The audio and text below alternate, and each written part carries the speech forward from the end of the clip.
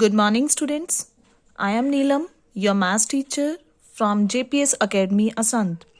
As you know, all students, that we are on chapter number 7, fractions.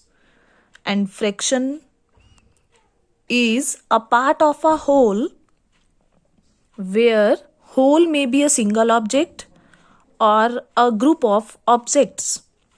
And fraction is equals to numerator by denominator, where numerator represents the considered part and denominator represents the total number of parts. So students, yesterday we have done exercise 7D 1 to 4 questions, which was based on the comparison of like and unlike fractions. Students, like fractions in which denominator of all the fractions are same, and unlike fraction are those fractions in which denominator is different. So students, today we are going to start from our question number 5, and in question number 5 arrange the following fractions in descending order. Students, yesterday we have done question number 4, which was based on ascending order of the fractions. But today we have to arrange the fractions in descending order. Descending order क्या होता है students? Fraction को बड़े से छोटे की तरफ arrange करना. कल हमने अरेंज किया था असेंडिंग ऑर्डर, मीन्स छोटे से बड़े की तरफ अरेंज किया था. सो स्टूडेंट्स, अरेंज करने के लिए मेथड है हमारे पास. हम सबसे पहले सभी फ्रैक्शंस का डिनोमिनेटर को सेम बनाते हैं, converting all the fractions, all the given fractions into like fractions.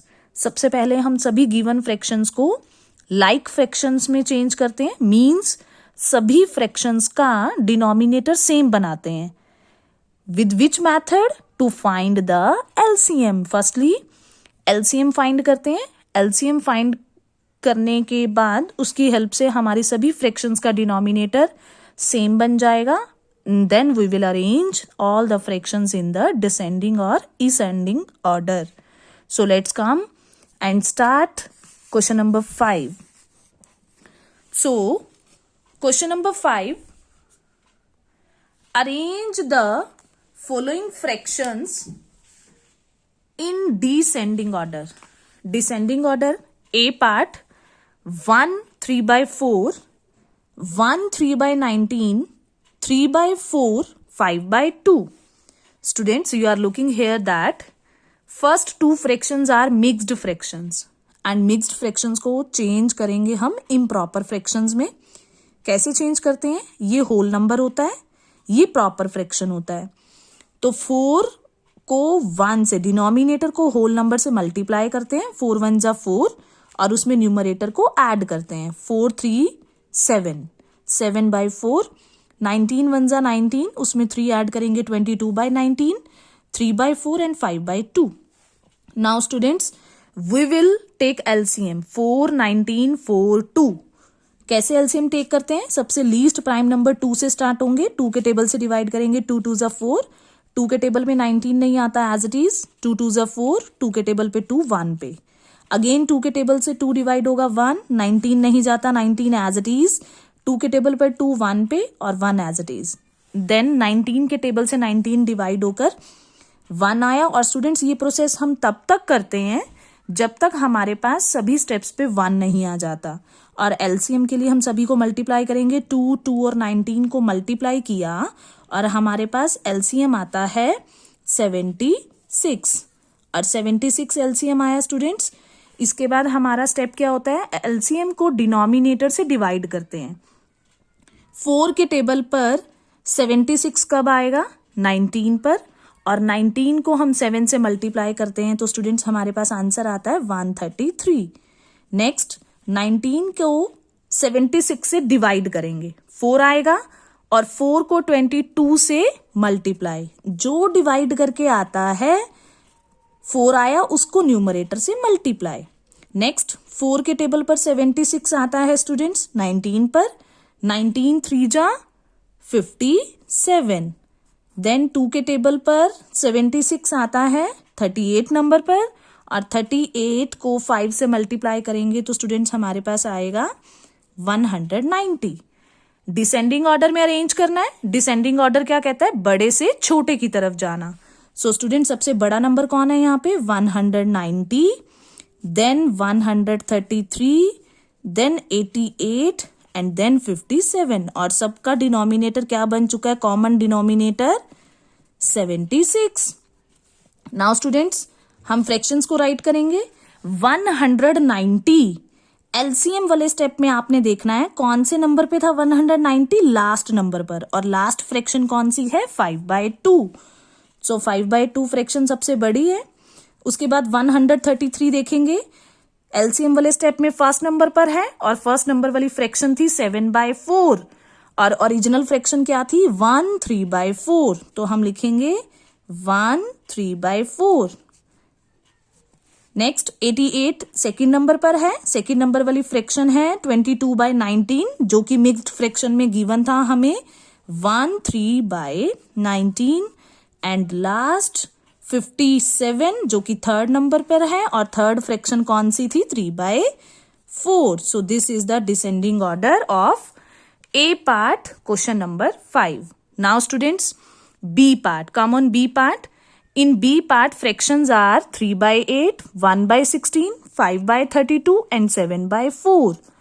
सबसे पहले स्टूडेंट्स आप देख रहे हो all the fractions are in proper और improper form. सबसे पहले आपने देखा 3/8 proper fraction, 1/16 proper fraction because numerator is less than denominator. All third 5/32 is proper fraction but 7/4 is improper fractions. कोई भी मिक्स्ड फ्रैक्शन नहीं है, सभी ऑलरेडी सॉल्व हमें गिवन है। तो हम डायरेक्ट क्या टेक करेंगे? एलसीएम। किस किस नंबर का एलसीएम टेक करेंगे? 8, 16, 32 एंड 4। तो स्टूडेंट एलसीएम टेक किया हमने। सभी नंबर 4 के टेबल से डिविजिबल हैं। 4 2 जा 8, 4 के टेबल पर 16 आता है 4 पर, 4 8 जा 32 और 4 के टेबल पर 4 आता है 1 पे। देन 2 सबसे स्मॉलेस्ट नंबर है यहाँ पे, 2 के टेबल से डिविजिबल है सभी नंबर। 2 1 जा 2, 2 के टेबल पर 4 2 पे, 2 के टेबल पर 8 4 पे। अगेन 2 के नंबर से 2 1 जा 2, 2 2 जा 4। अगेन 2 के नंबर पे 2 के टेबल पर 1 आ गया। तो स्टूडेंट सभी प्लेसेस पर 1 आ गया और हम सबको मल्टीप्लाई करेंगे। हमारा एलसीएम आ जाएगा 4 2 जा 8, 8 2 जा 16, 16 2 जा 32। So LCM is 32। Now students next step क्या होता है?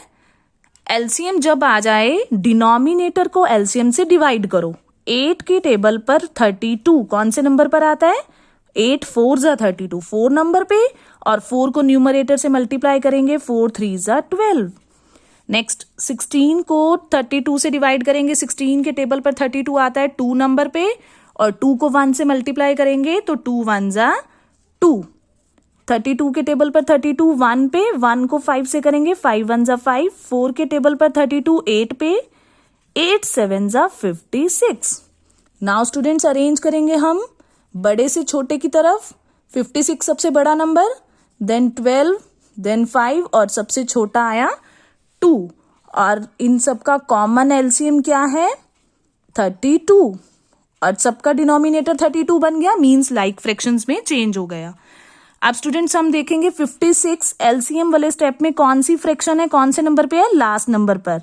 और लास्ट फ्रैक्शन कौन है? 7/4। तो सबसे बड़ा फ्रैक्शन है 7/4। देन 12 फर्स्ट नंबर पे आया था और फर्स्ट फ्रैक्शन है 3/8।